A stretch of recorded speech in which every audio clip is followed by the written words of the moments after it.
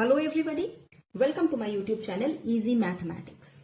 In this video, we come to know about infinite sequence and its convergence.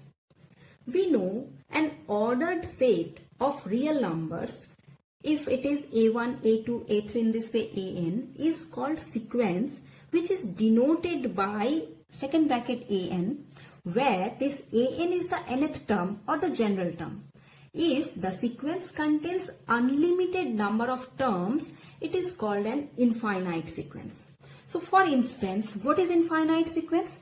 So just look, if 1, 2, 3, 4, it is just continuing, then this one is an infinite sequence and it is denoted by sequence an. Here this sequence n is the notation for the sequence where n tends to infinity.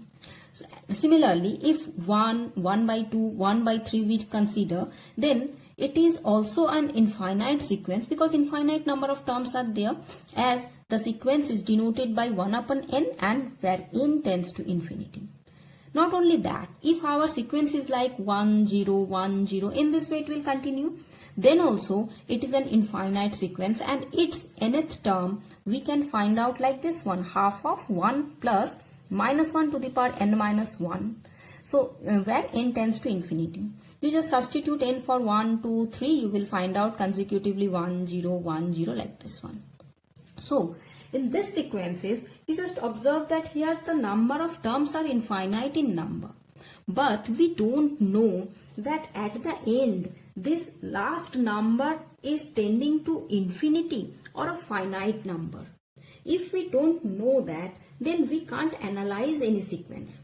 So if we want to analyze a sequence completely, then we have to know that what is the tendency of the sequence or where it going when n tends to infinity. Where it going means when the last term, when n tends to infinity, that time we are getting the value ultimately towards infinity, or it is a finite one, or something else like this one here. This one is the alternative values we are getting. So what is the characteristics of a sequence, or the sequence is actually convergent or not? If the finite term is there, then it is convergent, we say. So this is convergent or not, for that this video is. So if we analyze a sequence is convergent or not, for that we have to know three things about sequences.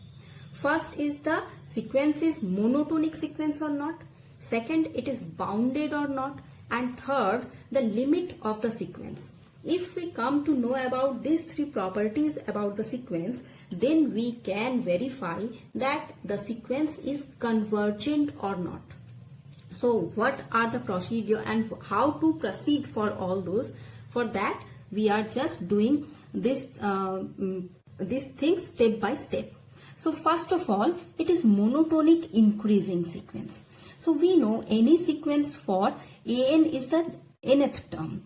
If we can find out that an plus 1th term is always greater equals to an, its previous term, then the sequence is called the monotonic increasing sequence.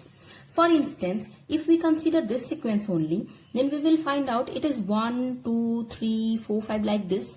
So if any term we consider, here suppose it is the third term. Third term is greater than second term always. Similarly, second term is greater than the first term. Likewise, we can say n plus 1th term is greater than nth term. So if that type of sequence we will find out, then this is called the monotonic increasing sequence. Next, it is monotonic decreasing sequence. So monotonic decreasing is just opposite of that. That means if n plus 1th term is less than the nth term, so that if we consider this sequence, then here first term is 1, second term is 1 by 2. So first term is greater and the second term is less than the first term. Then third term is 1/3. So that is again less than this 1/2. Similarly, if we proceed, then we will find out that the nth term is always greater than the n plus 1th term. This type of sequence is called the monotonically decreasing sequence. Now, if your sequence is either monotonically increasing or monotonically decreasing, then the sequence is called the monotonic sequence. What is monotonic? either it is increasing or it is decreasing, anyone, then it is the monotonic sequence. Next, one thing should be noted for this sequence. Here look, 1 0 1 0, this sequence for, we can say from here that a sequence can neither be increasing nor be decreasing. Just look here, this one is, we can say it is neither increasing nor decreasing, because 1 0 1 0 it is repeating. That's why this type of sequence is called the neither increasing nor decreasing sequence. Next, it is bounded sequence. The given sequence is bounded or not, that we should verify. But before verifying a sequence is bounded or not, here again two aspects are there. One is the bounded above, another one is the bounded below. So with this bounded above and below, we further can lead to the exact upper bound or the supremum and exact lower bound or the infimum. So what is this upper bound and lower bound, and what is the supremum and infimum? That again we discuss with an example. If we consider the same these examples, then for the sequence, if we consider, then look here, the sequence is bounded below because 1 is the lowest value which we will find out for this sequence. But for the upper value, we can't say anything. The upper value actually tending towards infinity. So that this sequence is bounded below. Again, if we consider this one, here the maximum value for this sequence is 1. So 1 is the uppermost value for this particular sequence. So it is bounded above. But for the minimum value, if we proceed, then it is tending towards infinity, tending towards 0. So that the lower value we can say it is 0, but the upper value is 1. How this lower value will 0, that we will discuss later on. Again, if we consider this one, so here the upper sequence, upper value or the highest value is 1 and the lowest value is 0. So that we will find out that the sequence is either bounded above or bounded below, or it is bounded from both sides. If the sequence is bounded from above only, then it is one-sided bound. And if it is bounded from below also, then it is also the one-sided bound. But if we will find out the upper bound as well as the lower bound both, then only we can say the sequence is bounded completely.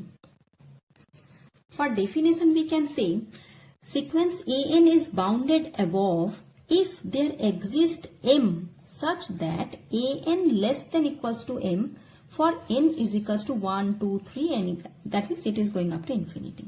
Likewise, AN is bounded below if there exists a small m such that AN is greater equals to M for N is equals to 1, 2, 3, like up to infinity. So what we will find out from here, that if we will find out for any sequence a particular m value, if we compare all the elements of the sequence with this m value, then we will find out all those elements are less than this m. Then we say the sequence is bounded above. Similarly, if we will find out a small m for which if we compare any value of the given sequence, then we will find out that all the values are greater than that particular m value. Then we say the sequence is bounded below. For a particular sequence, if this bounded above, that means if this small m and capital M both exist, then we say the sequence is bounded. So if we consider one example, then if this one is our sequence, so here the upper bound is what? Upper bound means if we consider n value is the even number. If we consider the n value as the even number, if it is even, then that value we will find out +1. And if n is an odd number, then we will find out the value for this sequence is -1. So we can say the highest value is +1 and the lowest value is the -1. So this one is a bounded sequence with the upper bound +1 and the lower bound -1. Likewise, if we consider this sequence, so in this sequence, what we will find out here, 1 is the uppermost value. So that we can say m is equals to 1 is the upper value, that is the upper bound. And for small m, that means what is the lower value or the smallest value for this sequence, as n tends to infinity, so that something divided by infinity we know it is 0, so that we can say this value is 0. So this is the lower bound for this sequence. So we can say this one is also a bounded sequence, because we can say that this sequence, for here the minimum value is 0 and the maximum value is 1. If such type of thing we will find out, then we can say this one is the bounded sequence. Now it is the supremum and the infimum. For supremum and infimum, what we can say? For the suppose this sequence, so here I am telling here that the upper value is 1. If I say the upper value is 2, then also we can say 2 is the value. If we compare any element of this sequence with the value 2, then all the values, all the numbers are less than this value 2. So 2 is the upper value we can say, but 1 is the value which is the lowest among 2 and 1. So among all possible upper bounds, which one is the minimum? That one we can say the supremum of the given sequence. Likewise, infimum is for the minimum value. If we have here 0 is the lowest value. If we say it is -1, then also it is justified. But among all those possible minimum values, which one is the highest? That one is called the infimum. So in this way, the supremum and infimum we can verify. Now it is the limit of a sequence. That one is very important. First of all, I am giving you the definition. After that, I explain that. So the definition for limit of a sequence is, a number L is called the limit of an infinite sequence A1, A2, A3 up to infinity if for any given small number epsilon greater than 0, there exists a positive integer n depending on epsilon such that mod of an minus L less than epsilon for all n greater equals to n. That is, we can say limit n tends to infinity, an is equals to L, where an is the nth term for any sequence. If we just explain this one with an example, then if our sequence is this one, then its limit is limit n tends to infinity n. So that value definitely infinity, because n tends to infinity means you substitute n value infinity. So that finally you will get infinity. If your sequence is 1 upon n, then it is tending towards 0. If your sequence is -1 to the power n, then its value are, we will find out two values for this. One is -1 if n is odd, and we will find out +1 if n is even. So in this way we can find out the limit of the sequence. But here you should note that for any function, if limit exists, then it is unique and have a finite value. Any function for limit exists means what? It should have a unique value. If two or more values you will find out for the limiting case, then it is not saying that the limit exists. Limit doesn't exist on that case if we will find out two values for the limit or more than two. So for example, this one, here we will find out two values, so that we can't say that the limit exists for this function. But for these two functions, we say limit exists. This one is the value 0, so this is the finite value, and this one is infinity, so this is an undefined value. Now here we have for some special function of the limiting value, that is for when n tends to infinity, we have so many formulas for the limit. So that formulas are available in any book, but still I am giving you just a glance for these formulas in this video itself, so that if you want to solve any problem for such kind of sequences to find out its convergency, then you can consult with that formulas. So here are the formulas. So first one is limit n tends to infinity x to the power n is equals to 0 if x less than 1 and is equals to infinity if x greater than 1. Again, if the function is n to the power 1 upon n, where n tends to infinity, then the value is 1. If it is a to the power 1 upon n, then the value is 1 again, provided a value should be greater than 0. If the function is n factorial to the power 1 upon n, then it is infinity. And if it is n factorial by n whole power of 1 by n, then the value is 1 upon e. Likewise, here if it is the function is n to the power n, then it is infinity. If it is 1 upon n to the power n, then definitely it is 0. And if it is n into x to the power n, then the value is 0, provided x should be less than 1. Now, If the formula is x to the power n by factorial n, then it is 0 for all x. If it is log n by n to the power p, then it is 0 if p greater than 0. Now the most important one, e to the power n minus 1 by n is log a, and if we take instead of n it is 1 by n everywhere, then it is also log a. But look at the limit. Here the limit is n tends to 0 and here the limit is n tends to infinity. And this one is the most common formula that we all know, I think. It is sin n by n where n tends to 0 is 1. Similarly tan n by n where n tends to 0 is also 1. One more thing, that is 1 plus 1 upon n whole to the power n to the power x. Its formula is e to the power x always. And these are the related to the sequence and series which is required for the limiting case. It is limit n tends to infinity, 1 plus 1 plus 1 by 2 factorial plus 1 by 3 factorial. This one is e. Actually, this is the formula for the e to the power x series. This is the expansion of the e to the power x series where x is equals to 1. Likewise, this one is 1 by root over of n into 1 plus 1 by root 2 plus 1 by root 3. In this way, it is 2. And if we will have a1 to the power n plus a2 to the power n plus in this way it is an to the power n whole to the power 1 upon n, then its limiting value is the maximum of this a1, a2, an. That means among this all, which one is maximum, that will be the limiting value. Here you should remember that a1, a2, an, all these are greater than 0. Now, depending upon these limiting values, we can segregate the sequence as a convergent sequence, divergent sequence, or oscillating sequence. If the limiting value is a finite number, say it is L, then it is a convergent sequence.